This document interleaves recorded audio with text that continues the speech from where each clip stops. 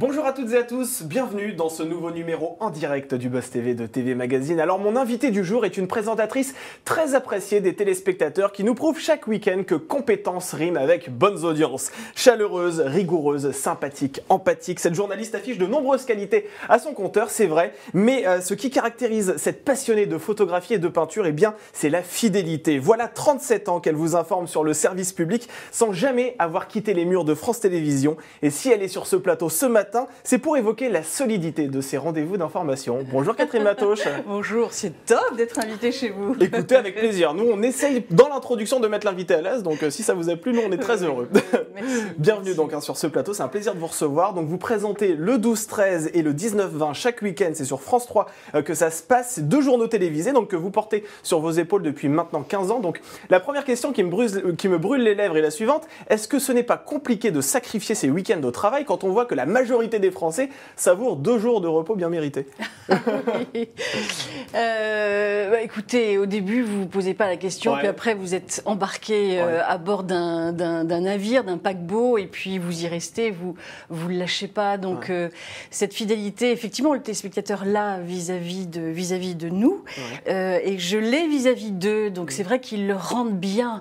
C'est un grand privilège. Et vous n'avez jamais eu l'ambition d'incarner ces rendez-vous en semaine? Vous ne vous êtes jamais dit, le week-end c'est bien, mais je préférerais les avoir. Maintenant, j'aimerais bien demander à France 3 d'avoir le 19-20 et le 12-13 en semaine. Ça se fait pas comme ça. Non. Ça se fait pas comme ça.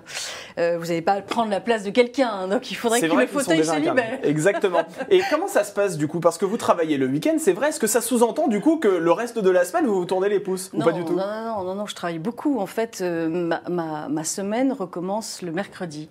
Donc je ne travaille pas. Je suis en mode pause où je vais m'ouvrir à autre chose le lundi et le mardi. Donc le mercredi, vous commencez à faire... Le mercredi, hop, ça y est, c'est un marathon. C'est un marathon parce qu'en fait, c'est vrai que le week-end, on a 2 journaux par jour et c'est extrêmement intense. Oui, c'est très riche. C'est 2 JT. Mais voilà. Mais vous êtes avec nous sur ce plateau, même si effectivement vous allez ce soir prendre les rênes du 19-20, puisque ça commence aussi le vendredi. On y reviendra dans quelques instants. Je rappelle que nous sommes en direct sur Figaro Live, sur la page Facebook de TV Magazine et sur le Figaro.fr. Vous pouvez poser toutes vos questions à Catherine Matoche. Qu'est-ce qui vous séduit tant dans ces journaux sur France 3? Est-ce que vous appréciez le style Catherine Matoche? Est-ce que vous aimeriez la voir dans un autre exercice? Un magazine d'information peut-être? N'hésitez pas, vous pouvez lui poser toutes vos questions. Elle y reviendra juste après les news médias de Sarah Lecoeuvre. Bonjour Sarah. Bonjour Damien, bonjour Catherine. Bonjour Sarah. Alors Sarah, on commence ces news médias comme chaque jour avec les audiences. Quelle est la chaîne qui est montée sur la première marche du podium hier? Eh bien c'est TF1, grâce à Léo Mattei, la fiction portée par Jean-Luc Reichmann a rassemblé 4,3 millions de téléspectateurs, ce qui représente 21% du public. Alors on va noter une légère baisse par rapport à la semaine dernière. La série a perdu 150 000 curieux et 1,5 point de part d'audience, mais ça reste un très joli score. TF1 est leader.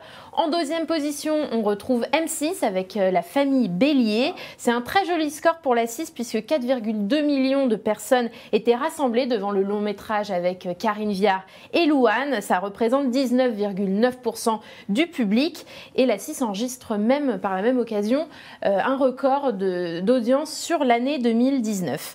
Et quant à Élise Lucet qui proposait un envoyé spécial hier, elle a passionné 2,2 millions de Français, soit 10,2% du public. Et du côté de la TNT, quelles sont les nouvelles du front, Sarah?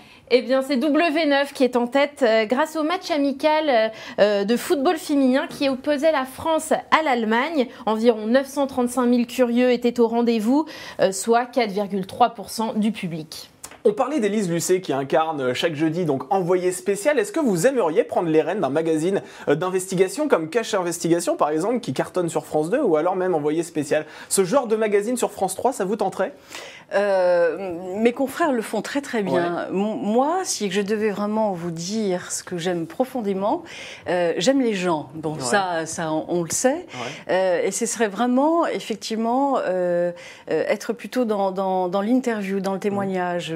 j'avais fait ça à un moment donné, il y avait eu 4 numéros, ça s'appelait Rendez-vous avec, dans le 19-20, et on allait, en fait c'était une interview qui permettait de mieux comprendre la mécanique d'un invité, mais dans un lieu, toujours attaché à un lieu, parce que les lieux nous font grandir aussi. Et donc voilà, ce serait, moi ce qui me botte, c'est vraiment, c'est ça, c'est sortir d'un studio, et puis comprendre d'où on vient, comment on avance, nos parts d'ombre, etc. Donc, aller à la rencontre des gens, donc c'est ça qui me plairait. Fouiller dans l'histoire de quelqu'un. Mais surtout aujourd'hui, avec l'actualité des Gilets jaunes dont on parlera tout à l'heure, ça pourrait être une pastille que vous pourriez incarner dans le journal que vous incarnez sur France 3, non? On l'avait fait, on l'avait fait sur 4 numéros, c'était vachement bien. Vincent Magnès était à la réalisation, c'était vraiment un très très beau produit et les gens se livraient, mais est-ce que ça a sa place dans un JT? La réponse avait été non à l'époque.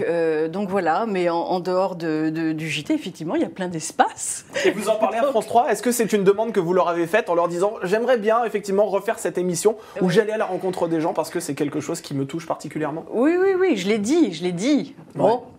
Après, il faudrait peut-être que tous les jours. N'hésitez pas, ici, vous savez, il y a beaucoup de patrons de chaînes qui regardent le Buzz TV. Parfois, il y a des demandes qui sont accédées, donc on ne sait jamais.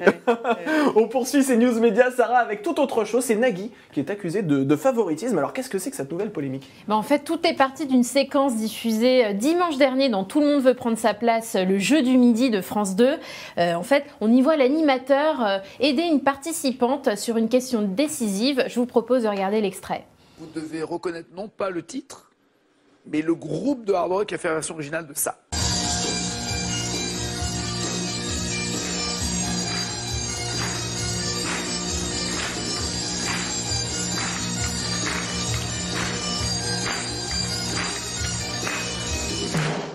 Même moi j'ai du mal, mais donnez-moi un groupe de hard rock. Trian? Un groupe de hard. Oui. Ah ben je peux pas. AC/DC. Bah oui. Alors vous l'aurez compris, en fait, en validant la deuxième réponse au lieu de la première, comme c'est habituellement le cas, l'animateur a quelque part donné un gros coup de pouce à cette candidate. Et du coup, le candidat qui était en compétition face à elle s'estime lésé aujourd'hui. Il dit « c'est une escroquerie et je me suis fait arnaquer devant la France entière ». Alors que Stéphane, ce candidat, se rassure, la production l'a déjà invité à revenir dans le jeu pour retenter sa chance. C'est vrai que les mots sont assez forts quand même. Je me suis fait arnaquer devant la France entière, c'est quand même un petit peu osé. C'est un jeu. L'histoire se termine bien. Oui, voilà, après, il va revenir. C'est ça. Alors vous savez que dans votre chaîne, il existe plusieurs animateurs, journalistes. Il y a Samuel Etienne notamment qui incarne Question pour un champion, qui est animateur et à la fois journaliste. C'est l'un des rares visages d'antenne qui est capable de cumuler ces deux casquettes. Est-ce que vous pourriez aussi vous lancer dans le divertiment? Alors lui, c'est un gros sportif, je crois. Il y a beaucoup d'énergie. J'en ai aussi beaucoup, mais c'est d'une autre manière. Je trouve ça formidable de pouvoir justement, dans une société française extrêmement rigide, où on vous colle une étiquette et vous ne pouvez plus en sortir, très bien. Très bien pour lui, très bien pour lui. Et pour vous?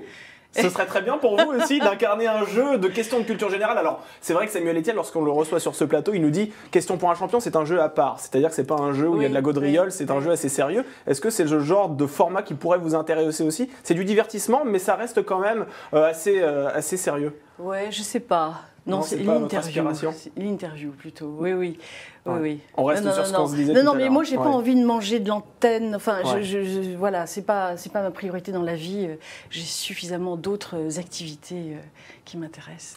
On termine avec toute autre chose, une humoriste, Cassandre, qui a brusquement quitté le plateau de Non-Stop People, je crois que c'était à la télévision, c'était hier. Alors c'est pas Cassandre, c'est Constance. J'ai dit Cassandre? Oui, mais c'est pas grave. C'est parce que j'adore cette série sur France 3. Gwendoline Amon, exactement. Donc Constance était invitée hier dans le débrief sur Non-Stop People, mais elle a très vite coupé court à l'interview. En fait, elle n'a pas supporté que le présentateur évoque sa chronique polémique de l'été dernier sur France Inter, où elle avait montré ses seins. Regardez. Je suis assez déçue que tout tourne autour de ça, en fait. Enfin, je veux dire, là, que le fait que vous m'invitiez, qu'on parle que de ça. Mais on va parler de votre spectacle. Non, mais c'est-à-dire que Vous l'aviez déjà entendu, cet extrait? Non, mais quel est l'intérêt de me remettre des trucs comme ça dans la gueule, en fait? Non, c'est pas... Je veux dire, vous voulez faire de la peine? Non, pas du tout. Non, pas du tout. Loin de là. Et je vous assure que connaissant les gens qui travaillent sur cette émission, et je vous assure que vraiment, c'est pas le but de faire mal, mais c'est vrai qu'en faisant cette séquence, vous pouviez vous attendre aussi à ce genre de choses. On va arrêter d'en parler parce que je vois que ça vous touche, et vraiment, je vais arrêter d'en parler, Constance. Et on va parler de votre spectacle. Mais vraiment. Je vous emmerde, et j'emmerde vraiment tous les bien-pensants et tous les cons qui font que voilà, on va dire des trucs comme ça et qu'on va en mettre plein la gueule. Non, mais c'est pas une question de bien-pensant. Mais restez avec nous. Mais restez avec nous, on va parler de votre spectacle. Je vous remercie. Eh bien, écoutez, c'est le choix de Constance. Elle a décidé de partir. On va continuer l'émission. Voilà, l'humoriste est partie émue, comme vous avez pu le constater, et finalement, elle n'a même pas eu le temps de faire la promotion de son spectacle, la raison pour laquelle elle s'était rendue sur ce plateau.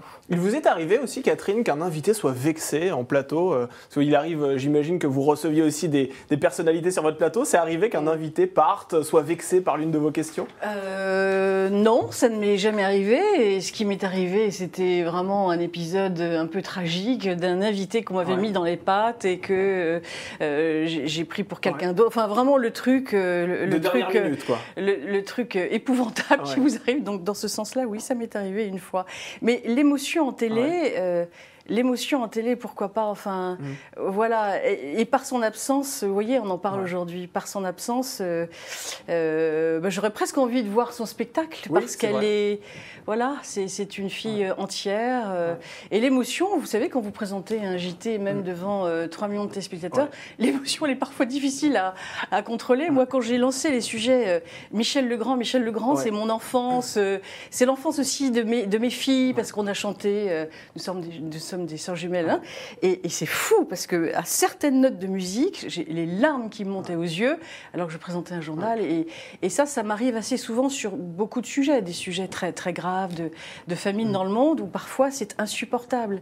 Et donc voilà, pourquoi ne pas cacher pourquoi cacher à tout prix cette émotion tout le temps? En tout cas, cette émotion, vous la gérez parfaitement bien dans les éditions que vous incarnez sur France 3. Maintenant j'ai des lunettes, donc ça m'aide. Exactement. Mais on les verrait quand même, ces petites larmes. On en parle tout de suite dans l'interview du Buzz TV. Vous incarnez donc le 12-13 et le 19-20, je le rappelle, c'est chaque week-end sur France 3, des JT. Je peux en regarder des dizaines chaque week-end, c'est vrai, je peux regarder le 13h de France 2, le 13h de TF1, le 20h de TF1, le 20h de France 2 également. Je ne parle même pas de ceux d'M6 ou également ceux sur les chaînes d'information en continu. Pourquoi je viendrais vous voir, vous, Catherine Matoche? Dites-moi, qu'est-ce qui vous différencie de vos concurrents? Oh ben non, c'est quand vous êtes un téléspectateur, vous nouez une fidélité avec une personne et puis avec le contenu de son journal. Mais ça passe aussi par cette personne. Donc on est, je crois, ouvert. C'est pas marketé. C'est pas un journal marketé. On fait ça aussi avec nos moyens. Les régions sont très présentes. Ce soir, par exemple, on va diffuser un reportage assez rigolo. Nous, on aime beaucoup les séquences souvenirs, ces images en noir et blanc et tout. On va aller dans une station de ski où on va voir l'évolution des remontées mécaniques des années 60 avec l'œuf à aujourd'hui. Aujourd'hui, vous avez des télésièges chauffants avec le Wi-Fi, etc. Ça permet de retomber sur des séquences d'archives de l'INA croustillantes. Donc voilà, demain on va partir dans une ville en Espagne qui, il y a 17 ans, a banni les voitures de son centre-ville. C'est extraordinaire. Enfin, donc voilà, on raconte des histoires. Mais on est d'accord que l'ADN de vos deux tranches d'information, donc le 12-13 et le 19-20, c'est surtout l'actualité nationale. On est d'accord? Oui, l'actualité nationale. Mais vous voyez, demain, on part dans une ville en Espagne qui a fait le choix du sans voiture. Mais pour parler aussi peut-être de cette mode en France qui est d'interdire les voitures dans les centres-villes, j'imagine. Oui, là, on est en pleine pollution cette semaine, donc c'est très intéressant. Le week-end dernier, on est parti sur une ville de 60 000 habitants, sur le toit du monde, enfin qui est à plus de 5 000 mètres d'altitude, 60 000 habitants qui vivent à 60 000 mètres d'altitude au Pérou, autour d'une mine d'or. Donc, et il y a aussi la place pour ces sujets. Donc oui, c'est l'actu nationale et puis d'autres histoires ailleurs. Avant de donner la parole aux internautes, c'est vrai que les JT traditionnellement commencent soit à 13h, soit à 20h. France 3 a fait le choix de les faire démarrer une heure plus tôt. Pourquoi? C'est pour pas rentrer en concurrence avec France 2? Une demi-heure plus tôt. Non, je sais, forcément, forcément, ou des gens qui rentrent en région, qui rentrent plus tôt chez eux. Ouais. C'est vrai que les urbains rentrent plus tard, donc ils vont se connecter davantage à 20h, et nous, en région, voilà, c'est 19h30, donc non, c'est très bien cet horaire. Nous sommes en direct sur la page Facebook de TV Magazine, vous pouvez encore poser toutes vos questions. Sarah, je crois que les premiers commentaires sont arrivés. Oui, et j'ai pas mal de réactions, beaucoup de fidèles téléspectateurs. J'ai par exemple Huguette qui vous dit « Restez comme vous êtes ». Véronique, je voulais juste saluer une dame que j'admire profondément, tout mon respect. Voilà ce genre de commentaires qu'on reçoit. Et j'ai une question de Christophe qui s'interroge sur votre passion pour la peinture. Il se demande depuis combien de temps vous peignez. En fait, c'était le premier métier que je voulais faire. Je voulais faire les beaux-arts. Et je suis fille d'immigrés. Ouais. Mon père était tchèque. Et pour lui, son obsession, c'était déjà de s'intégrer dans la société française. Et c'était d'avoir un emploi. Donc, que sa fille aînée, on est 4 enfants, fasse les beaux-arts, c'était impossible. Donc en fait, je peins depuis longtemps. Mais ça m'a aidé dans le journal, parce que présenter un journal aussi, choisir des sujets, c'est avoir un certain regard sur la société. Et donc voilà, faut que chacun puisse développer ce regard.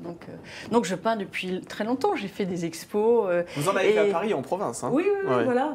Mais j'en fais pas assez. C'est-à-dire que là, j'ai de moins en moins de temps. Donc, mais toute ma vie, ça va m'accompagner. Et c'est formidable de se dire ça. Il va pas y avoir une période où ça va s'arrêter. Une retraite. Non, voilà. Donc c'est merveilleux. Le 12-13 rassemble en moyenne plus d'1 million de téléspectateurs. Le 19-20, quant à lui, fédère environ 2,7 millions de curieux. Pour l'édition du soir, vous gagnez 1 point de part d'audience par rapport à la saison dernière. On dit merci qui? Merci les Gilets jaunes? Grâce à l'actualité assez riche de ces derniers temps. Ouais, les Gilets jaunes. Le dérèglement climatique aussi. C'est pas facile avec les Gilets jaunes de se renouveler, de mieux comprendre ce mouvement, les racines de ce mouvement. Donc voilà. Et puis notre travail de tous les jours, il faut être capable de se remettre en question, de se renouveler avec nos moyens. Encore une fois, le week-end, on est toujours un peu moins riche que la semaine. Vous étiez moins riche que la semaine, mais c'est vrai que ça fait à peu près 3 mois maintenant que les week-ends sont rythmés par des manifestations plus ou moins violentes. Ça fédère beaucoup de personnes. En tout cas, en tant que téléspectateur, on a envie d'en savoir plus. Ça vous booste aussi. Oui, ça peut saturer aussi les gens. Hein. J'entends aussi beaucoup de gens qui en ont ras-le-bol, notamment de cette violence qui s'exprime. Et là, c'est insupportable à l'égard de tout, des commerçants, des journalistes. Donc voilà. Quel regard vous portez sur cette mobilisation en tant que journaliste? C'est passionnant à suivre en tant que professionnel de l'information. Non, c'est très très intéressant parce que c'est inédit et sur cette durée. Voilà, donc bien sûr que c'est très très intéressant, mais on sent que la société française se fracture. Oui. Elle est devenue un millefeuille où les gens... il y a un manque de fraternité énorme. Et puis cette défiance à l'égard des élites. Oui. Des élites. Alors des politiques... Vous la comprenez, cette défiance face aux élites? Il y a des politiques qui ont beaucoup déçu, qui se coupent du terrain, mais en même temps on a besoin d'eux justement pour faire avancer cette société. Cette violence à l'égard des journalistes, je ne la supporte pas. Il y a eu des journalistes de France 3 agressés. Agressés, insultés et agressés physiquement, c'est insupportable. On vit dans un pays démocratique. Oui. Je ne comprends pas cette violence. Mais elle est, malgré tout, néanmoins, très intéressantes à étudier. Pourquoi les gens ne se parlent plus? Pourquoi ils ne s'écoutent plus? Pourquoi il y a cette panne de dialogue, d'écoute, de curiosité? Donc oui, ça reste malgré tout très intéressant à étudier. Il y a un journaliste effectivement de France 3 Midi-Pyrénées qui s'est fait agresser. Il y en a un autre de France 3 Île-de-France aussi qui s'est fait agresser lors des rassemblements des Gilets jaunes. C'est dangereux aujourd'hui de devenir journaliste en France? Ah oui, la liberté d'informer dans notre démocratie reste compliquée. Ça nous interroge. C'est vrai qu'il y a un récent sondage qui a été publié qui montre que 25% des Français font confiance aux médias de façon générale. Est-ce que ce chiffre vous effraie? 25% des Français, donc c'est-à-dire un Français sur 4, fait confiance aux médias traditionnels. Ça veut dire que les autres se détournent, j'imagine. Ouais. Est-ce que ça vous fait peur? Et malgré tout, vous voyez, près de 3 millions de téléspectateurs nous suivent tous les jours. J'ai du mal à appréhender ce sondage. 20%, c'est pas beaucoup. Mais bon, cette haine des journalistes, elle est alimentée aussi par certains politiques. Quand et c'est mondial, c'est un mouvement mondial. Quand Trump encourage, Jean-Luc Mélenchon en France aussi. Répète que les journalistes sont des menteurs, sont des nantis, etc. C'est criminel. Les journalistes travaillent pour la démocratie et le pluralisme, qui est un fait établi dans notre pays, fait le journalisme. Donc, non, je ne le comprends pas, mais il y a un besoin d'explication très important. Je vais bientôt participer dans 2 semaines, je crois, dans une semaine, je ne sais plus. Aux Assises du journalisme, effectivement, c'était à partir du 12 mars. Voilà, de Tours, et je vais rencontrer des lycéens. Et on va parler ensemble de comment se fabrique un journal, comment les sources, et ce besoin d'explication, il est énorme. Il y a un malentendu. Donc on doit... Et en même temps, on peut critiquer un journaliste. Enfin, vraiment, je dis pas l'inverse du tout. Critiquez-nous, c'est très bien parce que ça nous oblige à nous remettre en question et à raconter ce que l'on fait tous les jours avec humilité. Je connais beaucoup de journalistes. Ce sont des gens formidables, et puis des gens comme vous.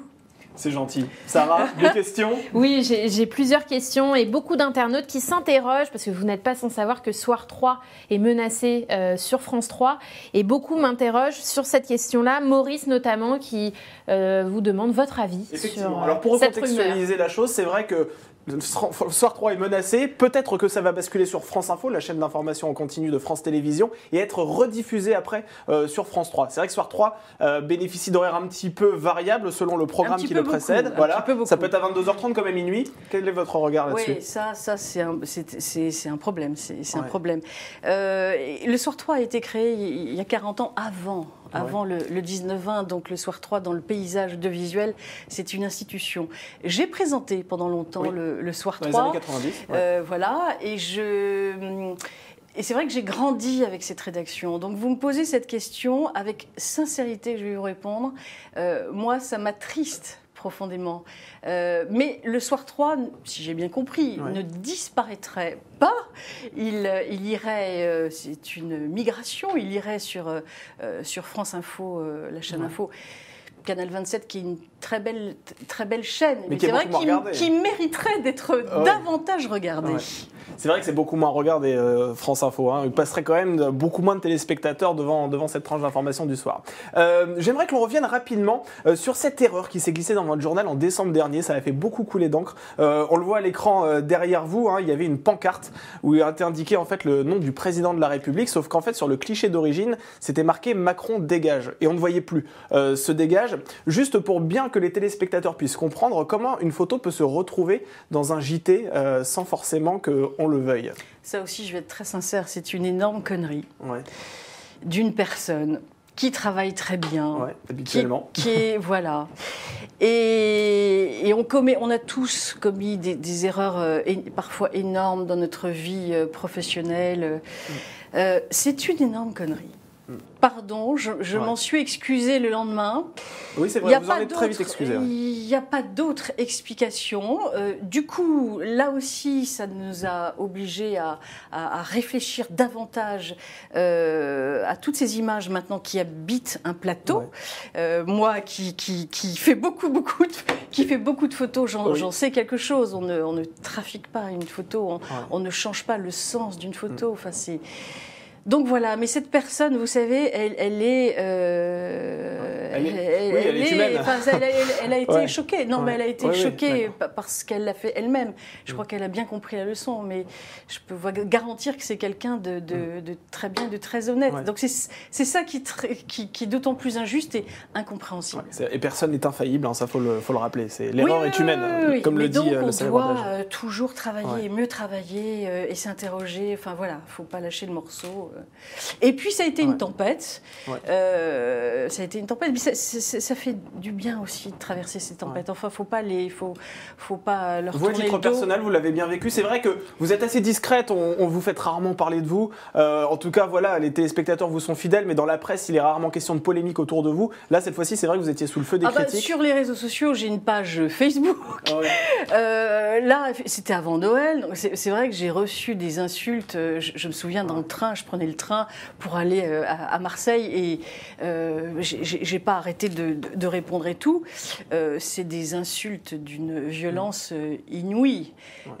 Voilà, mais non, je reste très très solide. Enfin, vous savez, je ne serais pas encore là à ce poste si je ne l'étais pas. Donc, on peut être très sensible et très solide.